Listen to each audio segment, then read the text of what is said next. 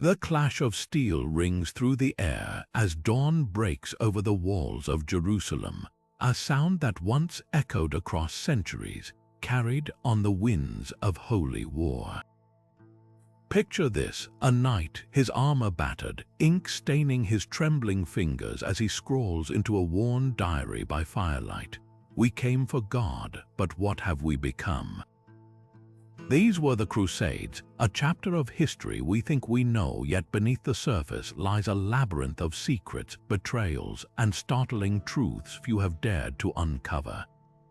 Today, we're pulling back the veil on 20 hidden layers of this epic saga, each one more surprising than the last. Forget the sanitized versions from textbooks. What really happened between faiths, kingdoms, and ordinary people caught in the storm will shock you. Think you understand the Crusades? Think again. Behind the grand battles and religious fervor, there were shadow games, political schemes so cunning they'd make a modern spy blush, forbidden alliances that defied the era's rigid divides, and personal tragedies lost to time. Why did some knights abandon their vows to fight alongside their supposed enemies? How did a single whispered rumor alter the course of an entire campaign? And what hidden artifacts, buried beneath desert sands or tucked into forgotten crypts, still hold clues to mysteries unsolved? This isn't just history, it's a detective story waiting to be unraveled. You're about to embark on a journey through the Crusades like never before. We'll walk the knife's edge between myth and reality, where every revelation rewrites what you thought you knew. From the whispered confessions of monks to the long-lost letters that expose shocking deceptions, these 20 layers will transform the way you see this pivotal moment in time. So steel yourself, because history is rarely as simple as it seems, and the truth, well, it's often stranger than any legend. The real story starts now. The banners of the First Crusade may have borne the cross, but the coins that fueled its armies told a far more complicated story.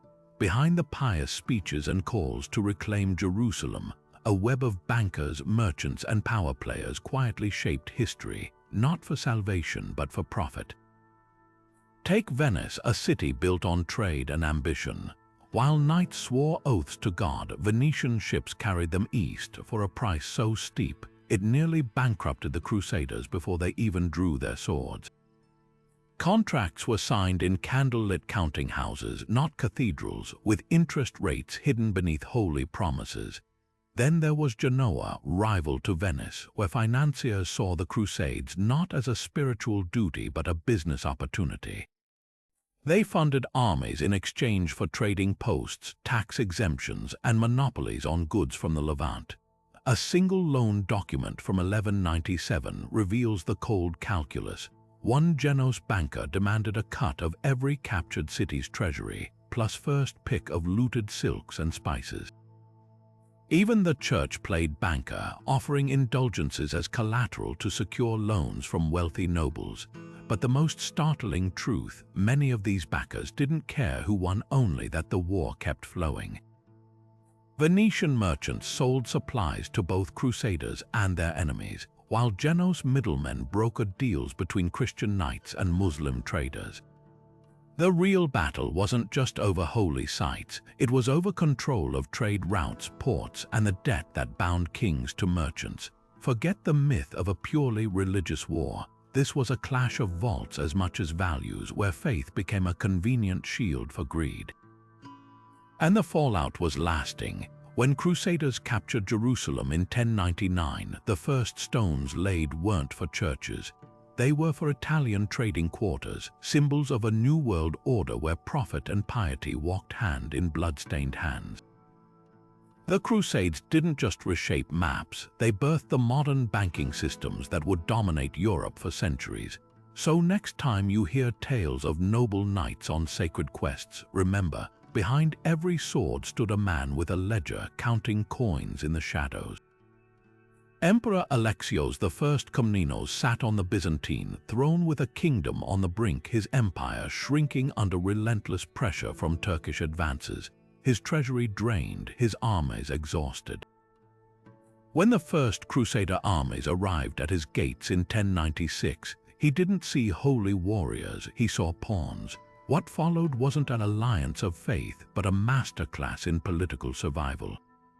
Alexios demanded every Crusader leader swear an oath of fealty, pledging to return any reclaimed Byzantine lands to his control, a cunning move to rebuild his empire with foreign blood.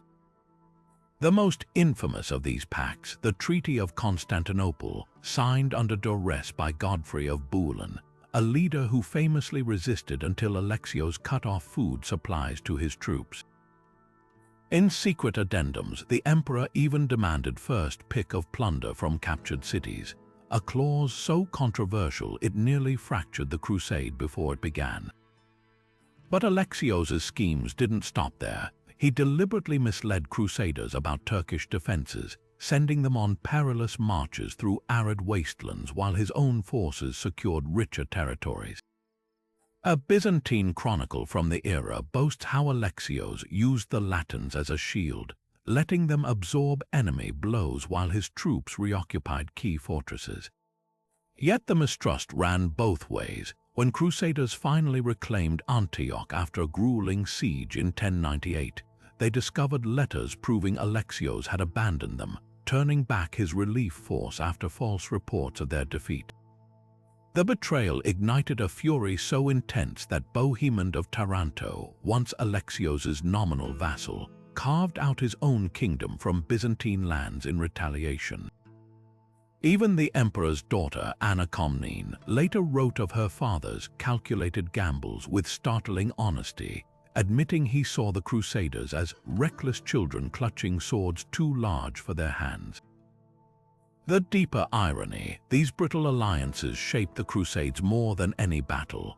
Without Byzantine ports and supplies, the Crusaders would never have reached the Holy Land, yet without their resentment of Byzantine duplicity, they might not have splintered into warring factions.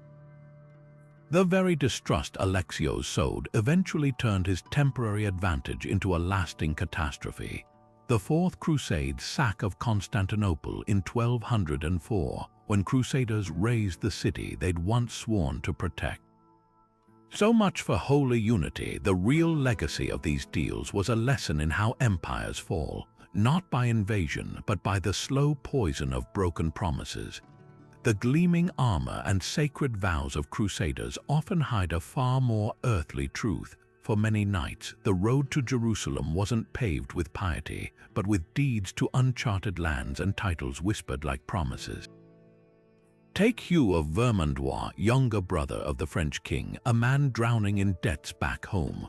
When he joined the First Crusade, it wasn't just for salvation, it was a chance to carve out a fiefdom far from his creditors. Chroniclers of the time noted how he boasted of claiming lands worthy of a prince before ever setting foot in the Holy Land, and he wasn't alone. Bohemond of Taranto, the cunning Norman warlord, saw the Crusades as the ultimate power grab. Denied inheritance in Italy by his own family, he turned the campaign eastward into a personal empire-building scheme. After the siege of Antioch, he didn't just celebrate victory. He locked the city's gates behind him, declaring himself prince while fellow Crusaders starved outside the walls.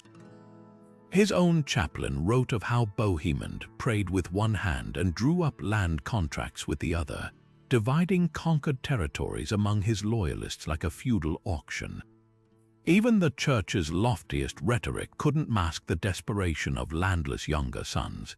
In an era where inheritance laws left countless nobles without estates, the Crusades offered a loophole: holy war as real estate venture.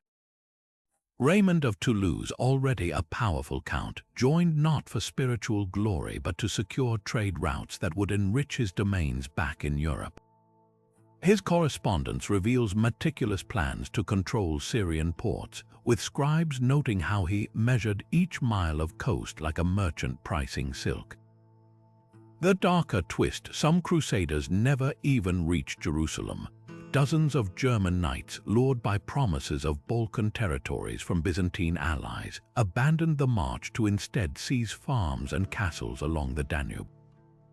One surviving court record from 1202 details a lawsuit against a knight who took the cross, then took 3 villages not his own.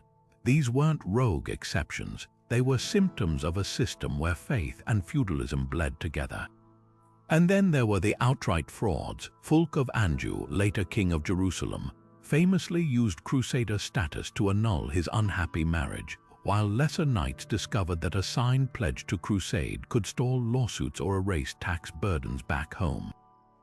Monasteries complained of warriors who left for the Holy Land with great fanfare, only to be found drunk in a Paris brothel 6 months later, the Church's solution. Threatened excommunication for deserters unless they paid a hefty fine, of course. Far from the romanticized quest of legend, the Crusades became a chessboard for social climbers. When the dust settled after the First Crusade, over 24 new feudal states dotted the Levant, each ruled by men who'd arrived as penniless adventurers. Their charters spoke not of God's will, but of rights, tolls, and tenures, proof that for every true believer there was another who saw salvation as a down payment on power. The Holy Land didn't just change hands, it became a mirror reflecting the oldest truth of all. Even in heaven's name, men still fought for dirt. History remembers the Crusades as a world of men, swords clashing, kings negotiating, monks preaching. But beneath this surface lies a hidden army of women who shaped the course of holy war. Helena of Aquitaine, queen of both France and England, didn't just fund the Second Crusade, she rode with thousands of her vassals to Antioch, where whispers claim she challenged her husband's battle plans so fiercely that their marriage crumbled on the journey home. Chroniclers of the time tiptoed around her influence, but her retinue's financial records don't lie. She bankrolled siege engines, hired mercenaries, and even negotiated a critical truce with Byzantine officials when the men around her faltered. Then there were the women history tried to erase. Take Morphia of Melitene, an Armenian queen who ruled the fortress city of Edessa in all but name while her husband, Baldwin, campaigned elsewhere. Turkish chronicles speak of her riding out to rally defenders during a siege, her commands sharp as any general's, yet Latin accounts barely mention her, reducing her to a footnote as the king's pious wife. Even more astonishing is the tale of the anonymous woman found in the aftermath of the siege of Jerusalem in 1099, her armor hacked to pieces, still gripping a sword amidst the fallen. A Frankish monk scribbled in horror of a she-devil in mail, but modern historians suspect she was one of many who disguised themselves to fight alongside husbands and brothers. For every noblewoman pulling strings, there were hundreds of forgotten commoners. Pilgrim women like the English mystic Marjorie Kemp traveled to Jerusalem as healers, their medical knowledge saving more lives than any battlefield surgeon. Jewish women in the Rhineland organized defenses during the People's Crusade, pouring boiling oil from rooftops while their men were slaughtered below. And let's not forget the washerwomen, a dismissive term used by chroniclers to describe the bustling camps of female laborers who mended armor, forged arrowheads, and ran supply networks. Documents from Genoese merchants reveal they were often paid directly for their work, a fact conveniently omitted from church records, the greatest insult. How later historians scrubbed them from the story. When Archbishop William of Tyne compiled his official history of the Crusades in the 1200s, he edited out entire passages praising women's bravery, calling such details unseemly. Arabic accounts, by contrast, tell of Frankish women leading prison breaks in Damascus or bargaining for captives' release actions so bold that Muslim scholars assumed they must be noblewomen, unable to fathom peasant women wielding such influence. Perhaps the most telling clue lies in the relics. In a quiet corner of a Sicilian church, a rusted dagger rests under glass, its hilt wrapped in faded silk. The inscription reads, "To my daughter who held the gate." No name, no rank, just proof that while history forgot them, the Crusades could never have happened without the women who fought, ruled, and survived in the shadows. While European chronicles painted the Crusaders as holy warriors, the Arabic accounts tell a starkly different story, one of bewilderment, brutality, and bizarre cultural collisions. Take Usama ibn Munki, a Syrian nobleman and scholar who watched the Franks arrive in his homeland as a child and spent decades observing them with equal parts fascination and horror. His memoirs reveal moments that European scribes would never dare record, like the time a Crusader knight dragged a wounded Muslim soldier into his tent, promising medical care only to decapitate him and proudly display the head on a pike. They are a race devoid of all reason. Uzama wrote not in anger but genuine confusion at their disregard for chivalric codes he assumed all warriors shared. The Arab historians didn't just see invaders, they saw contradictions. Chroniclers like Ibn al-Qalanisi of Damascus noted how Crusaders would meticulously wash before prayer yet bathe naked in public springs, scandalizing locals who valued modesty. Persian accounts describe Frankish women riding into battle alongside men, a concept so foreign that early Muslim scholars speculated they must be a separate, Amazon-like species. Even the famed Saladin, often portrayed as the paragon of Muslim chivalry, privately mocked the Crusaders' lack of strategic patience, writing to his brother that they charged like bulls at a red cloak, exhausting themselves before the real fight began. But the most revealing gap between narratives, the myth of religious fanaticism. While European sermons depicted Muslims as devil-worshipping idolaters, Arabic texts show Muslim leaders initially struggling to even identify the Crusaders' motives. The Baghdad chronicler Ibn al-Jawzi dismissed the First Crusade as a quarrel among Christian sects, assuming it was another Byzantine power play. Only later, as cities fell, did scholars like Imad ad-Din al-Isfahani coin terms like the Frankish Plague, reframing the conflict as a holy war, a direct response to Crusader rhetoric. The propaganda machine ran both ways. When Saladin recaptured Jerusalem in 1187, his scribes crafted letters portraying him as a merciful liberator, carefully omitting his earlier massacres of Shia Muslims in Egypt. Meanwhile, Crusader chronicles inflated tales of Muslim savagery, like the enduring myth of assassin cults drugging knights, a story Arab sources flatly deny. The truth, as always, lay in the mundane.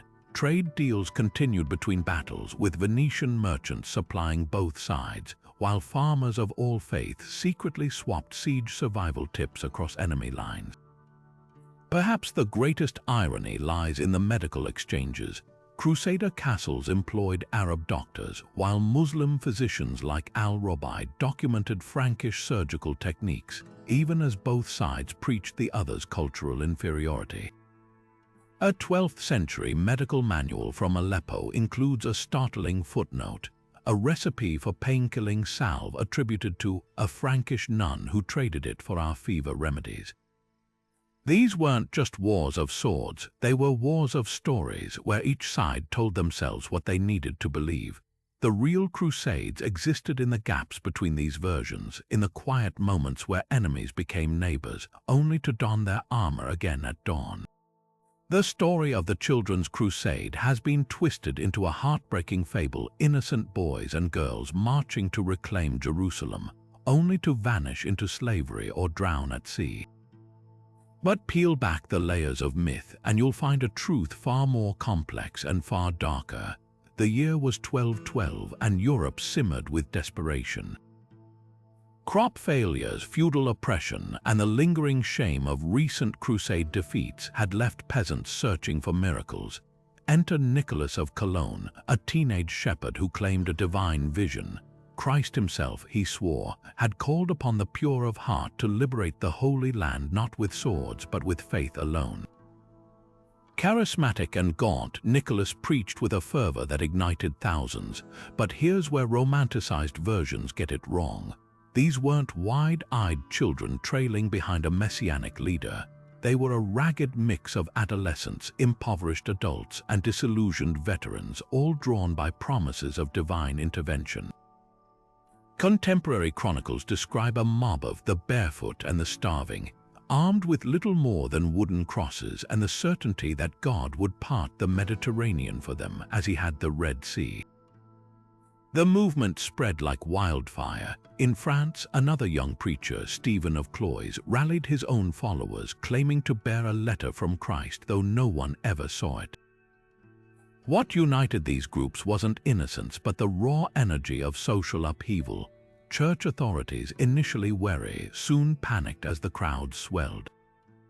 Bishops forbade the marches, parents locked their children indoors, and cynical merchants saw opportunity. When Nicholas's followers reached Genoa, expecting the waves to retreat, local shipmasters offered passage for a fee. Those who couldn't pay were stranded, some starved, others were sold to slavers in North Africa. Later medieval writers, eager for moral lessons, smoothed these horrors into tidy allegories. By the 1800s, poets and painters had transformed the tragedy into a symbol of purity betrayed, erasing the gritty reality of hunger, exploitation, and mass hysteria. Even the name Children's Crusade is a misnomer. The Latin term puri could mean both children and landless peasants, a class dismissed as childlike by the nobility. The cruelest twist, there's no evidence these crowds ever reached the Holy Land. Fragmented records suggest a handful made it to Rome, where the Pope absolved them of their vows, telling them to go home. Most vanished into the margins of history, their fate a blank space later filled with pious fiction. So next time you hear the tale of angelic youths marching to their doom, remember, history rarely fits neatly into parables. The real Children's Crusade wasn't about divine miracles. It was about desperation, manipulation, and the brutal cost of blind faith in an unforgiving world. Beneath the blood-stained banners and public proclamations of holy war, another history was being written in sealed letters carried by trusted messengers under cover of darkness. The most startling of these, the secret correspondence between Richard the Lionheart and Saladin, two men whose public image was built on rivalry, yet whose private exchanges reveal a chess game of mutual cunning. Take the winter of 1191, when Richard, bogged down by rain and dysentery, sent a mocking note to Saladin, "Your men flee like hares before my lions. Perhaps you should lead them yourself." Saladin's reply, preserved in a Damascus archive, drips with equal parts wit and menace.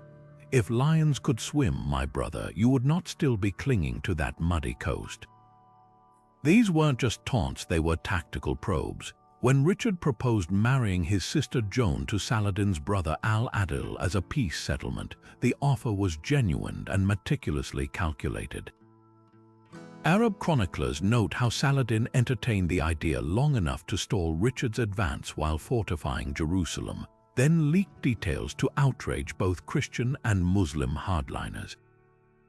The real masterstroke, Richard knew he'd never secure church approval for the marriage, but the rumor alone sowed discord among Saladin's emirs, who feared their sultan might bargain away their gains. Even more revealing are the letters that never made it into official histories. A fragmentary missive from Saladin's vizier, Al-Fadl, warns of a Crusader spy in their ranks, a knight who'd converted to Islam years earlier and was feeding Richard intelligence on supply routes. The response, scribbled in Richard's own hand and discovered in a Venetian merchant's chest centuries later, jokes, "Tell your master his faithful camel driver owes me 12 gold pieces from our dice game at Acre." This wasn't just war, it was a high-stakes performance where both sides played roles scripted for their audiences. The greatest illusion, how these leaders maintained their public personas. Saladin's chroniclers painted him as the unwavering defender of Islam, yet his private letters show him begging reluctant emirs for troops with appeals to their greed. The Frank silver crosses are but hollow shells over chests of Cypriot gold. Richard, meanwhile, wrote florid vows to retake Jerusalem for Christendom while secretly instructing envoys to negotiate access for Christian pilgrims, a pragmatic compromise that would have spared his exhausted army.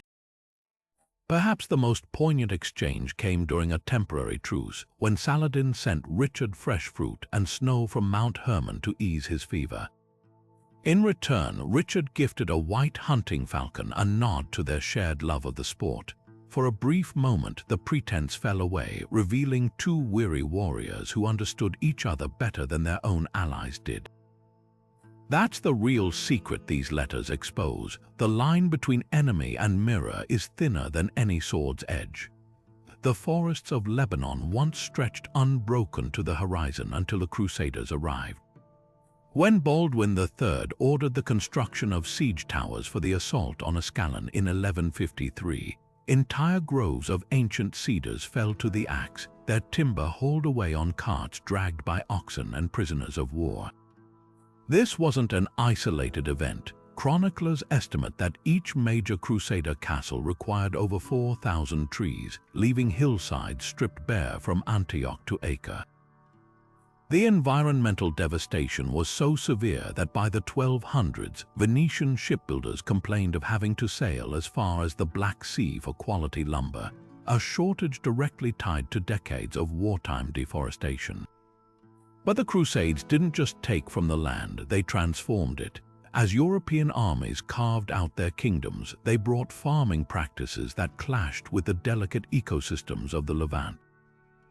Frankish settlers, accustomed to the rain-fed fields of Normandy, dug deep irrigation canals in arid coastal plains, unintentionally salinating the soil with poorly managed water supplies.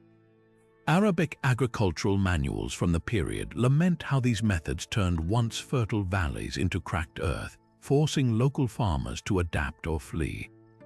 Yet amid the damage came unexpected exchanges. Crusaders returning home introduced citrus fruits, cotton, and sugarcane to Europe, crops cultivated for centuries by Muslim farmers. The true ecological irony lies in the clash of two very different relationships with the land. Islamic Waqf laws had long protected forests around holy sites as communal trusts, while European feudal systems treated nature as a lord's private resource to exploit.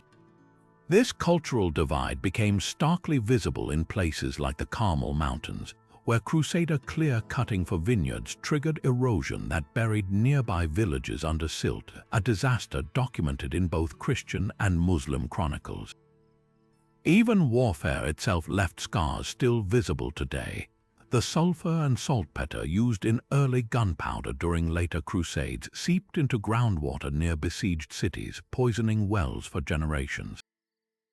And the mass graves from battles like Hattin altered soil chemistry so drastically that modern archaeologists can trace battle sites through unusual nitrogen spikes in the earth. Perhaps the most lasting change was one few chroniclers noticed at the time: the silent spread of species. Rats stowed away on supply ships from Europe brought new diseases to the Levant, while Arabian horses imported by returning knights revolutionized European cavalry and disrupted local ecosystems as their herds expanded. Nature, it seems, waged its own crusade, reshaping continents long after the last knight sailed home. Beneath the bustling streets of modern Acre, where tourists sip coffee in sunlit plazas, archaeologists are rewriting Crusader history one shovel of dirt at a time. In 2018, workers expanding a sewer line stumbled upon a subterranean chamber that shouldn't have existed, a Crusader-era tavern, its walls scorched by fire, with dozens of Venetian glass goblets still stacked beneath centuries of rubble. The discovery shattered assumptions. Written chronicles had claimed the city's social life centered around churches and military barracks, but here was proof of a vibrant nightlife where knights and merchants caroused alongside locals. Even more telling, the wine stains on the floor contained traces of Cypriot spices, evidence of trade routes historians swore the Crusaders had abandoned after Saladin's victories. Jerusalem's underground surprises are even more startling. A team using ground-penetrating radar beneath the Armenian Quarter recently mapped a network of tunnels branching toward the Temple Mount, not the crude escape routes described in medieval texts, but precisely engineered corridors wide enough for 3 men to walk abreast. The walls bore masons' marks in both Latin and Arabic script, suggesting a secret collaboration between enemy builders. Then came the real bombshell. Carbon dating placed their construction not during the famed siege of Jerusalem, but decades earlier when the city was supposedly at peace. Were these tunnels always part of a shadow war, or did Crusaders and Muslims share infrastructure in ways that parchment chronicles erased? The most jaw-dropping revision came from beneath the waves off Caesarea's coast. Marine archaeologists probing a shipwreck in 2021 recovered a rusted chest containing payroll records for a Templar garrison written in Arabic numerals. The ledgers listed payments to Saracen sentinels guarding Crusader forts, a practice never mentioned in knightly chronicles. Even the dates followed the Islamic calendar, hinting at an administrative blending of cultures that official histories vehemently denied. But perhaps no find upends our understanding quite like the humble olive pit. In the ruins of a Crusader kitchen near Jaffa, researchers analyzed centuries-old garbage piles and found something unexpected: olive varieties native to Morocco. How did North African fruit reach the Levant during an era of supposed embargoes? The answer lies in merchant logs from Alexandria, revealing a black market where Crusaders traded captured weapons for delicacies their clergy forbade.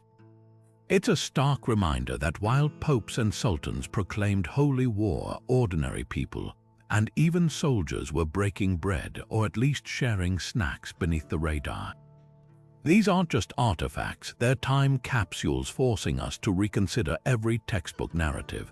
When a child's toy knight carved from Lebanese cedar was found in a Muslim neighborhood in Akko, complete with a tiny Crusader shield, it painted a picture of cultural exchange far messier than the clash of civilizations myth we've been sold. The real Crusades didn't just happen on battlefields or in throne rooms, they unfolded in tavern basements, smugglers' holds, and children's playrooms, leaving clues that only now are whispering their inconvenient truths.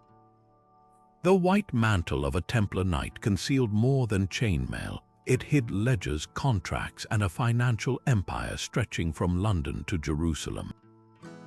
Far from being simple warrior monks, the Templars built history's first multinational banking system, moving wealth across continents with a sophistication that would make modern financiers blush.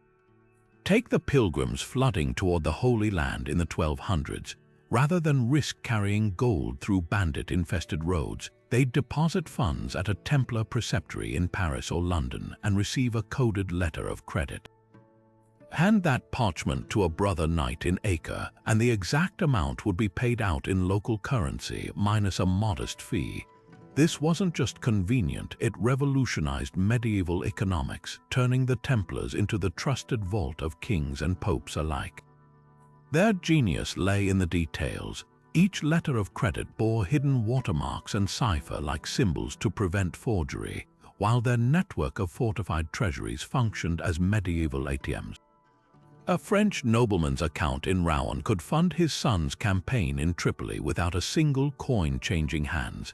Even more audacious, the Templars issued loans to bankrupt monarchs, accepting crown jewels as collateral. English King John once handed over his entire royal regalia to cover debts, leaving the Templars as de facto bankers to the throne. But the real power lay in their neutrality. While kings squabbled, the Templars remained untouchable, their financial operations protected by papal decree. Muslim merchants in Damascus used their services alongside Christian traders, trusting the order's reputation more than their own ruler's coinage. Records from 1244 show Saladin's own nephews secretly routing payments through Templar channels to avoid political scrutiny. Of course, such influence bred envy and conspiracy. When Philip IV of France moved to destroy the order in 1307, he accused them of heresy, but his real target was their wealth. Tortured confessions about occult rituals made lurid headlines, yet the king's own account books reveal the truth. He seized over 140,000 gold livers from Templar coffers in a single night, erasing his crippling war debts. The order's last Grand Master, Jacques de Molay, burned at the stake, clutching not a crucifix but a list of unpaid royal loans, the most enduring myth. That the Templars' lost treasure still lies hidden somewhere, waiting to be found. In reality, their greatest legacy wasn't gold, but an idea. That money could cross borders as easily as faith, binding the medieval world together in ways neither crusaders nor caliphs could fully control. The battlefield hospitals of the Crusades were where miracles and contradictions bled together. A Frankish knight screaming in pain might find his wound being stitched by a Muslim physician using silk thread imported from Baghdad, while a Templar monk recited psalms over a mortar-grinding Persian opium for anesthesia. This was the hidden crossroads of holy war, medicine, the one language both sides spoke fluently. When Crusaders first arrived in the Levant, their medical knowledge was crude compared to the sophisticated practices of Arab doctors, who had preserved and expanded upon Greek traditions while Europe languished in the Dark Ages. The shock of discovering hospitals in Jerusalem with running water, clean linens, and trained staff luxuries unimaginable in London or Paris forced a reckoning. Take the famed Al-Adudi Hospital in 12th century Jerusalem, where Christian and Muslim doctors worked side by side during truces, exchanging techniques that would revolutionize European medicine. Arab surgeons had mastered cataract removal with hollow needles, a procedure Frankish doctors initially dismissed as sorcery until they witnessed blind patients regaining sight. Persian texts on anatomy, translated by Jewish scholars in Antioch, found their way into the luggage of returning knights, eventually reshaping how European universities taught the human body. Even something as simple as the Arab practice of quarantining plague victims utterly alien to Crusaders who saw disease as divine punishment saved countless lives when adopted in Mediterranean ports. The exchange wasn't just theoretical.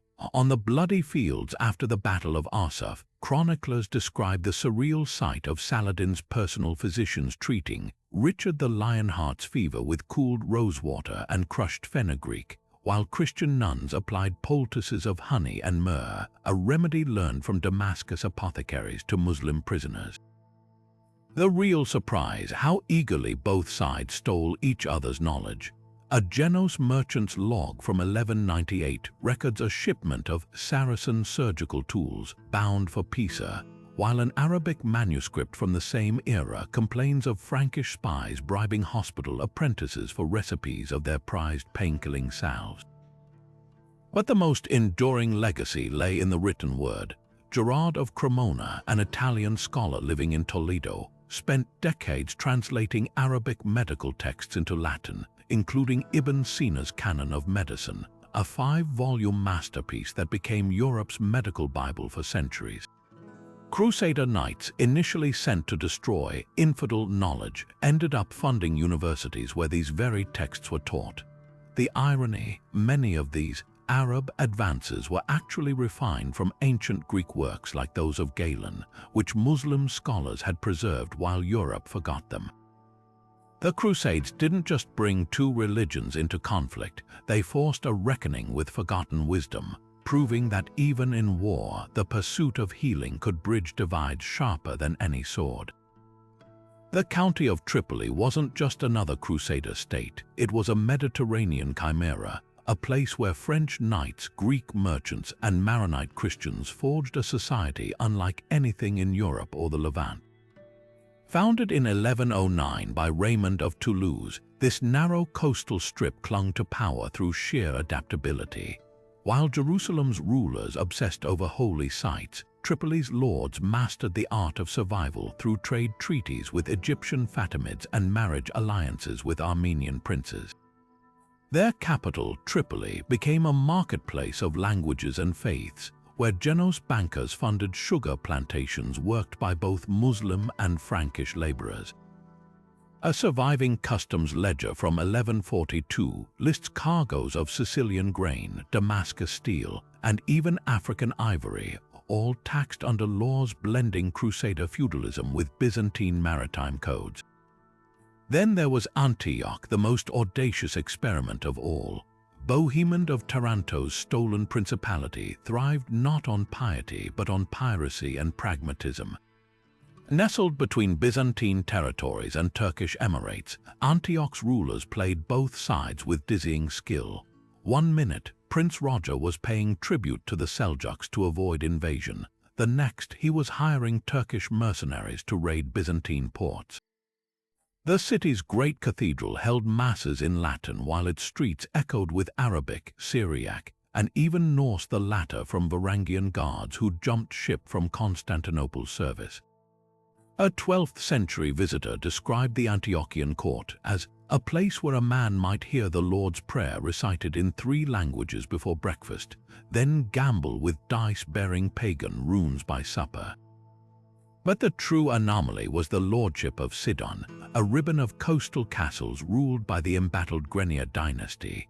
Too small to field armies, the Sidon lords turned diplomacy into an art form. When Saladin's forces encircled them in 1187, Lady Eustacia Grenier didn't surrender. She invited the Sultan's envoys to a feast showcasing French wine and Persian poetry, then negotiated a unique status. Her people would pay tribute but keep their churches, creating a Christian enclave that outlasted the Crusades by decades. Their downfalls reveal as much as their triumphs. Tripoli collapsed not from external attack, but from internal rot. Successive generations of rulers squabbled over customs revenues until Mamluk spies exploited their divisions. Antioch's end came when its princes grew too confident in their hybrid identity. Believing themselves indispensable middlemen, they failed to notice the Mongols and Mamluks, rendering them obsolete. As for Sidon, its very adaptability sealed its fate. When the last Crusader strongholds fell, the Mamluks tolerated its existence just long enough to learn its trade secrets before absorbing it. These weren't failed states, they were laboratories of medieval globalization, proving that the Crusader world was far more complex than a simple clash of crosses and crescents. Their legacy lingers in unexpected places, from Lebanese wine-making traditions rooted in Templar vineyards to the haunting harmonies of Maronite chants that still echo Crusader-era melodies. The real lesson, in the shadows of history's great clashes, it's often the flexible who outlast the fanatics.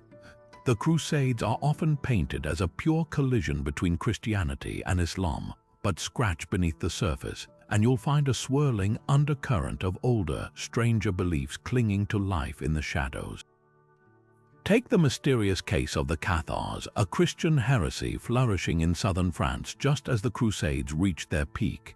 These so-called perfect ones rejected the Church's authority, preached reincarnation, and saw the material world as a prison created by a false god, ideas that horrified Orthodox bishops. Yet when Pope Innocent III launched the Albigensian Crusade in 1209 to crush them, many knights hesitated. Why? Because some Crusaders, particularly those from Occitan regions, had grown up alongside Cathar neighbors and secretly admired their asceticism. A troubadour's song from the era mocks a knight who crossed himself with the right hand while his left still clutched a Cathar charm. Then there were the Baltic Crusades, where the line between conversion and cultural blending blurred beyond recognition. German knights pressing into Prussia and Lithuania claimed to be spreading Christianity, yet chronicles from Riga describe how they tolerated, even participated in local pagan rituals to secure alliances. A 13th century bishop's furious letter complains of crusaders leaving offerings at sacred oak groves, arguing that Perkunas, the Baltic thunder god, would shield them better than any saint. Some Teutonic knights went further, adopting pagan symbols like the twin-headed axe as talismans, believing these ancient marks held power no crucifix could match. Even the Holy Land itself became a crossroads of hidden beliefs. When Crusaders captured Jerusalem, they were stunned to find local Christian sects like the Monophysites and Nestorians, groups branded heretics centuries earlier, still thriving. Rather than purge them, many Frankish settlers quietly absorbed their practices. A fragmentary diary from a Templar sergeant stationed in Antioch describes how his unit celebrated Easter not with Latin hymns, but with the strange, twisting dances of Syrian Christians, movements rooted in pre-Christian fertility rites. And let's not forget the curious case of the so-called Green Knight of Tripoli, a Crusader noble who wore an emerald-studded helm depicting not Christ but Tammuz, a Mesopotamian vegetation deity, a fashion choice that raised eyebrows even among his peers. The Church's response to these transgressions veered between fury and uneasy tolerance. When a group of Provençal knights was caught burying a statue of Diana beneath their castle's foundation stone, a pagan tradition believed to ensure strong walls, they were merely fined, their superstition dismissed as rustic ignorance. But woe betide those who mixed heresy with defiance. The trial records of the Knights of the Sword in Livonia reveal how one brother was burned not for failing to convert pagans, but for telling his superiors that the old gods and the new are but different names for the same wind. What does this all mean? The Crusades weren't a monolithic clash of faiths, but a messy, living tapestry where ancient beliefs refused to die. From the forests of Prussia to the deserts of Outremer, warriors who claimed to fight for a single truth carried fragments of older worlds in their hearts, and sometimes quite openly on their shields. The gleaming cross on a crusader's surcoat might proclaim holy purpose, but the man holding the sword beside him often answered to a far simpler master: cold, hard coin. Meet the mercenaries, the shadow army that kept the Crusades running long after idealism faded. Among the most feared were the Turcopoles, lightly armored cavalry recruited from local Christian and Muslim converts who knew the terrain better than any European knight. A Templar's letter from 1187 grumbles about their heathen ways, yet admits they were the only ones who could outmaneuver Saladin's horsemen in the Judean hills. Then there were the Varangians, hulking Norse axemen who'd once served Byzantine emperors before drifting into Crusader employ. A Byzantine chronicle describes their arrival at the siege of Antioch, gold gleaming in their braided beards, singing pagan songs as they sharpened blades for Frankish paymasters. These were men with no stake in Jerusalem's salvation, only a hunger for loot and adventure. Their presence created surreal scenes. Muslim chronicler Ibn al-Athir recounts watching a band of Varangians toast Odin with stolen wine outside Damascus, even as their Crusader allies prepared for Friday Mass. The hypocrisy ran deep. Church councils railed against faithless sellswords, yet every commander from Richard the Lionheart to Baldwin of Jerusalem relied on them. Payroll records from Acre reveal mercenaries earned triple what knights did, their contracts stipulating bonuses for night raids and hazardous missions. Some even played both sides, Italian crossbowmen notorious for switching allegiances mid-battle if the enemy offered better wages. A surviving truce document from 1205 includes a clause specifically forbidding the hiring of turncoat Genos archers, suggesting betrayals were routine. But the most revealing detail, how these men shaped strategy. At the Battle of Arsuf, it was Turcopole scouts who convinced Richard to abandon his cautious plan and charge, recognizing Saladin's army was overextended. Decades later, when Frederick II negotiated Jerusalem's peaceful surrender in 1229, his bargaining power came not from knights, but from the German and Arab mercenaries flanking him, a visual reminder that war had become transactional. Even the Mongols got involved. As Crusader fortunes waned in the late 1300s, Armenian mercenaries brokered deals with Mongol warlords, creating a fleeting alliance that saw Christian and pagan warriors fighting side by side against the Mamluks. A letter from a Franciscan monk in Sis describes the surreal sight of Mongol horse archers wearing Crusader crosses sewn onto their jackets, not from conversion, but because the pay was good and the loot better. The real lesson of these hired blades: the Crusades were never just about faith. They were a marketplace of violence where loyalty had a price, and survival often meant swallowing pious principles to hire the man with the sharpest sword. When the last Crusader strongholds fell, it wasn't noble knights who escaped to Cyprus, it was the mercenary captains, already negotiating their next contracts with whoever could pay. In the end, God may have determined salvation, but silver decided who lived to see another dawn. A Crusader army on the march might have carried banners bearing crosses, but its stomach ran on barrels of salt pork, sacks of barley, and whatever it could pillage from the land. While knights dreamed of glory, quartermasters faced a grimmer reality, keeping thousands of men alive in a hostile landscape where food was as precious as gold. Take the logistical nightmare of the First Crusade, when 30,000 soldiers, pilgrims, and camp followers descended on Constantinople in 1096. The Byzantines recoiled not just at their numbers but at their ravenous hunger. Emperor Alexios I's scribes recorded how the Franks devoured entire vineyards down to the roots, slaughtered local cattle herds, and dug up vegetable gardens with their bare hands, leaving famine in their wake. Sieges turned hunger into a weapon more devastating than any trebuchet. During the brutal blockade of Antioch in 1097, Crusaders resorted to boiling leather straps for broth and scouring battlefields for the half-rotten flesh of fallen warhorses.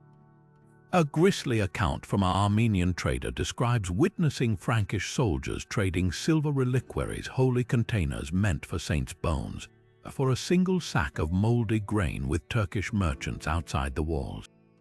Yet starvation cut both ways. When Saladin besieged Kerak Castle in 1183, his engineers diverted entire rivers to wither the defenders' crops, while Crusaders inside reportedly tossed loaves of bread laced with ground glass into enemy trenches, poisoning besiegers desperate enough to eat them. The real masters of this deadly game weren't kings, but humble bakers and fishermen. Venetian naval logs reveal how their ships ferried millions of smoked herring from the Baltic to Acre, preserved in a method learned from Norse traders, a salty lifeline that kept garrisons alive through winters. Local Armenian and Syrian farmers grew rich, selling figs, olives, and chickpeas to desperate armies, while Bedouin tribes acted as shadow supply lines, smuggling dates and goat cheese through enemy lines for exorbitant fees. A single torn contract from Genoa's archives details how a merchant named Oberto Uzadimer charged the Knights Hospitaller the equivalent of 5 years' wages for a shipment of Sicilian grain during the siege of Tripoli. But the most ingenious solutions emerged from desperation. At the Battle of Hattin in 1187, where Saladin's forces trapped the Crusaders in a waterless plain, the real defeat began days earlier, when Muslim scouts burned crops and poisoned wells along the Christian advance. Parched and starving, knights reportedly sucked moisture from damp earth through hollow reeds before their final stand. Conversely, when Richard the Lionheart marched down the coast from Acre in 1191, his brilliance lay not in battles, but in keeping his fleet sailing parallel to his troops, ensuring a steady flow of fresh water and salted fish. The legacy of these struggles lingers in unexpected places. Modern food historians trace the explosion of spice use in medieval European cuisine directly to Crusaders returning with a taste for Syrian pepper and Egyptian cumin flavors that had masked the taste of spoiled rations in siege camps. Even the humble pretzel, its twisted shape said to resemble arms crossed in prayer, likely originated as adorable, unleavened bread baked for troops on the move. So next time you picture a crusader, don't just see the sword, see the grimy hands clutching a crust of barley bread, the true currency of holy war. While knights clashed on sun-baked battlefields, another war raged in the shadows, one fought with poisoned letters, stolen passwords, and knives slipped between ribs in crowded bazaars. The Crusades weren't just won with swords, they were lost and won through the silent work of spies who moved like ghosts between enemy camps. Take the case of the so-called Monk of Antioch, a Frankish scribe who spent years translating Arabic texts for his lord while secretly copying troop movements into the margins. His coded notes, hidden inside hollowed-out Bibles, reached Saladin's generals through Christian wine merchants who couldn't read the Greek cipher scratched onto their own barrels. Then there were the assassins, not the mythical hashish-fueled killers of legend, but a disciplined network of political murderers who played both sides. In 1174, their blade found the heart of Conrad of Montferrat, the Crusader king of Jerusalem, just as he prepared an alliance against Saladin. What chroniclers omitted was the note pinned to his corpse with a thin Damascus dagger. a receipt for 30,000 gold dinars from Richard the Lionheart's own treasury, suggesting the killer had been paid by Crusader rivals. Even more brazen, the assassin spy who infiltrated the Templars as a humble stable hand for 18 months, learning their patrol schedules before slipping away the night before a fatal ambush at Jacob's Ford. The most devastating breaches often came from within. When the great fortress of Crac des Chevaliers fell in 1271, it wasn't siege engines that doomed the Hospitallers. It was a Syrian Christian mason who'd secretly weakened quay walls during repairs, leaving gaps the Mamluks exploited. Arabic accounts describe how he'd marked vulnerable stones with faint red ochre, a trick learned from his father, who'd been pressed into service by the Crusaders decades earlier. Revenge, it seems, built slower than castles but struck far harder. But for every successful plot, there were comical failures. A Genoese spy in 1202 tried to pose as a Muslim physician, only to be exposed when he prescribed pork broth for a fever. Another, attempting to bribe a Templar sergeant with stolen silver, didn't realize the sergeant was actually the order's Grand Master in disguise. The interrogation records note dryly that the would-be saboteur wept more for his wasted cunning than his coming execution. Perhaps the most haunting tale comes from Acre's final days. As Mamluk forces closed in, a disguised Frankish nun named Theodora reportedly smuggled children through enemy lines using tunnels beneath the city's brothels, passages the Crusaders themselves had dug for secret raids. The bitter twist the Mamluks knew. They let her make 11 trips before sealing the exits, not out of mercy, but because her routes revealed vital weak points in their siege lines. Even salvation in the spy's world was just another move in the game.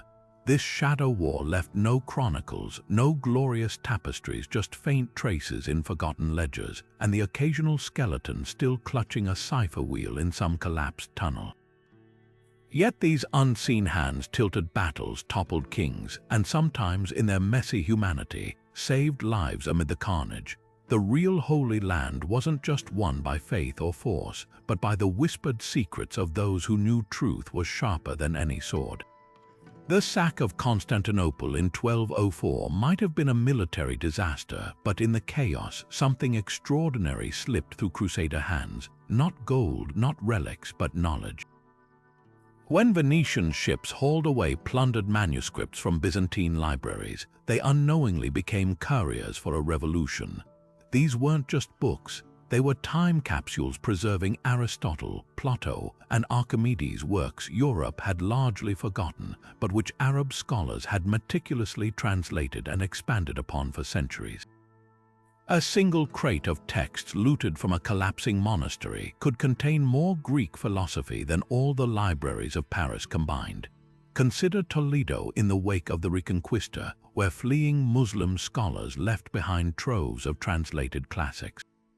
Crusader knights, initially sent to purge infidel knowledge, found themselves funding scribes to retranslate these very texts into Latin. Gerard of Cremona, an Italian scholar working in Toledo's scriptoriums, spent decades rendering Arabic versions of Galen's medical treatises and Ptolemy's astronomy back into Europe's tongue. His patrons, Knights Templar who'd grown rich from Levantine trade and now craved the intellectual prestige these works conferred. The real twist, many of these lost Greek works had never truly vanished. They'd been gathering dust in Baghdad's House of Wisdom and Damascus's madrasas, studied by Muslim and Jewish scholars while Europe languished in theological debates. When Crusaders stumbled upon hospitals in Antioch using anesthetic techniques from Hellenistic texts, or saw Muslim geographers calculating the Earth's circumference with Eratosthenes' methods, the shock was profound.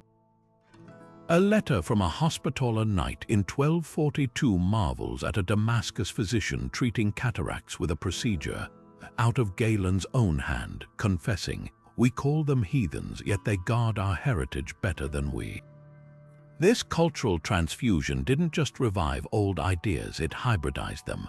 Fibonacci's revolutionary Liber Abaci, which introduced Arabic numerals to Europe, drew directly from algorithms he'd learned from Muslim traders in Crusader-controlled Acre. The same ports that shipped silks and spices also carried treatises on algebra, optics, and astronomy, seeding cities like Venice and Florence with concepts that would later explode into the Renaissance.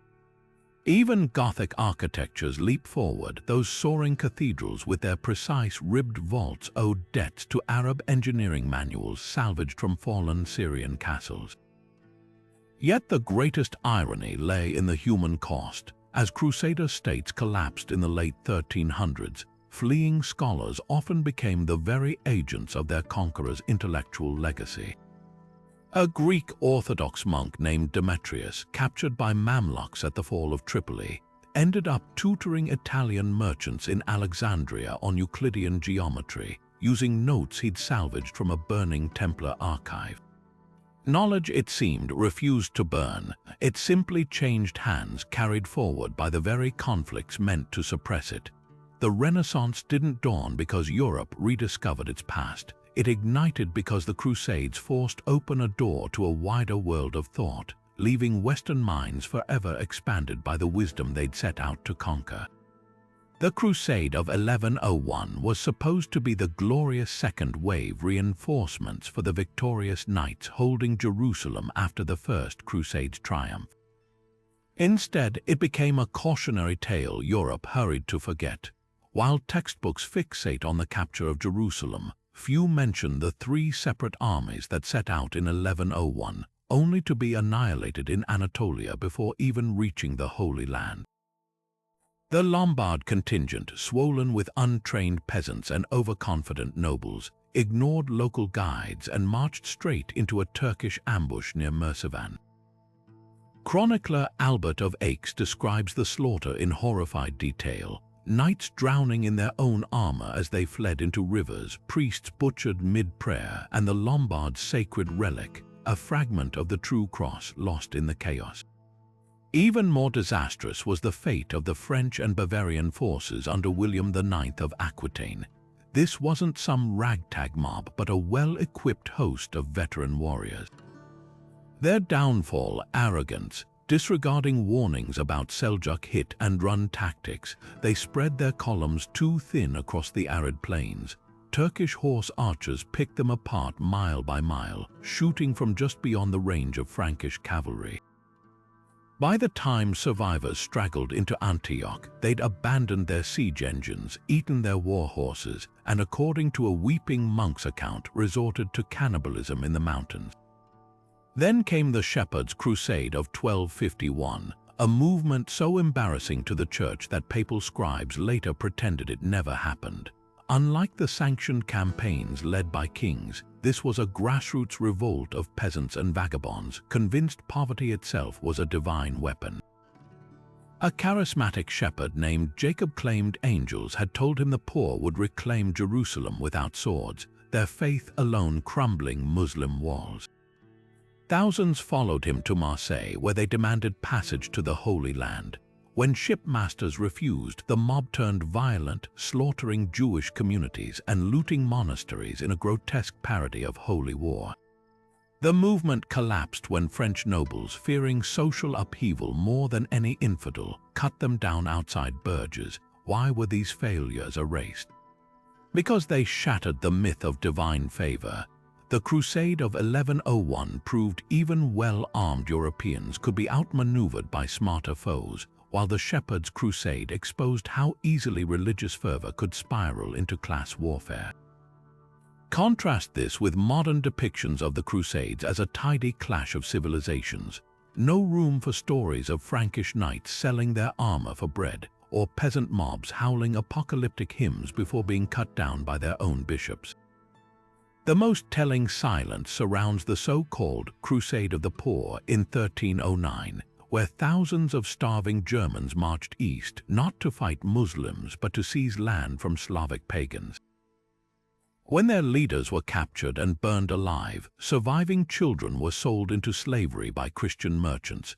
No chronicler dared record it. The episode survives only in a single angry letter from a Teutonic knight, complaining that such disasters make mockery of God's work.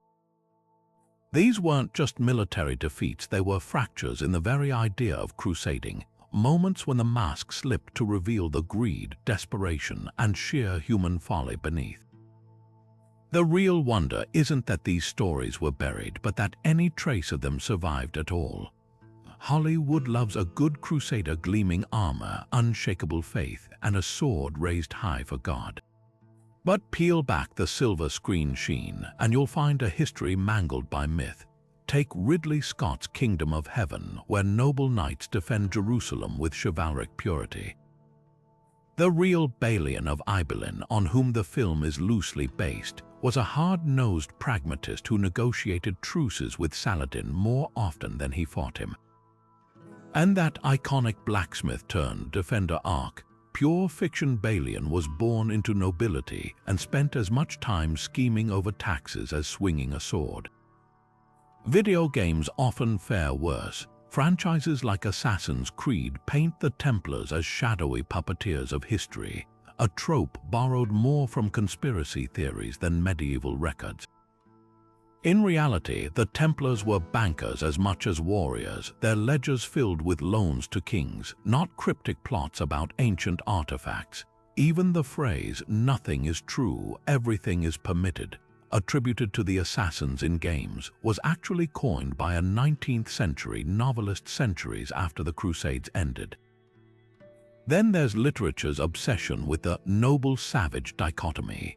Sir Walter Scott's The Talisman portrays Saladin as a paragon of Muslim chivalry, mirroring Crusader legends of his generosity. But Arabic chronicles reveal a far more strategic mind. He executed rivals without hesitation and used his reputation for mercy as a psychological weapon.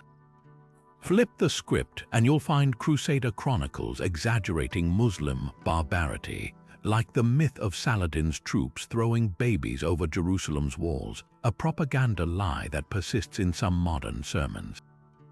The damage isn't just academic. These distortions shape how we view modern conflicts. When politicians invoke Crusader spirit or jihadists decry Frankish invaders, they're recycling caricatures divorced from history's messy reality. The truth, many Crusaders admired Islamic science, borrowed military tactics from their enemies, and intermarried with local Christians. Saladin employed Frankish engineers, while Richard the Lionheart openly respected his adversary's battlefield brilliance. So next time you see a knight in shining armor on screen, ask, where's the Venetian banker funding his campaign, the Syrian doctor treating his wounds, the wife negotiating his truce? History isn't a morality play. It's a tangled web of real people, flawed and fascinating, who defy easy labels. The real Crusades weren't fought between heroes and villains, but by humans navigating a world far grayer than pop culture dares to admit. So here we stand at the end of our journey through the Crusades' hidden layers, where the black and white myth of holy warriors crumbles into something far more human. These 20 revelations paint a world where faith and greed clasped hands, where women ruled from the shadows, and where enemies exchanged medical knowledge between battles. The Templars weren't just knights but bankers. The Children's Crusade wasn't about innocence but desperation. And the most enduring legacy wasn't conquest but the unintended exchange of ideas. Even the land itself bore witness, its forests felled for siege engines, its soil salted by the very wars meant to sanctify it. This isn't just a story of crosses and crescents, it's a tapestry of contradictions. The same Crusaders who burned mosques employed Muslim doctors. The nobles who preached purity forged alliances with pagans. The church that condemned heresy quietly tolerated it when convenient. Every layer we've peeled back reveals a truth more tangled than the last, forcing us to confront an uncomfortable question. If we've misunderstood the Crusades this deeply, what else might history have gotten wrong? Perhaps the real challenge isn't just re-examining the past but questioning the stories we've been handed. The Crusades weren't a clash of civilizations, they were a collision of people, flawed, adaptable, and endlessly surprising. So what do you think? Which of these hidden layers shocked you the most? And what other chapters of history deserve this kind of unflinching rethink? Drop your thoughts below and let's keep digging, because history, it turns out, is never as simple as it seems.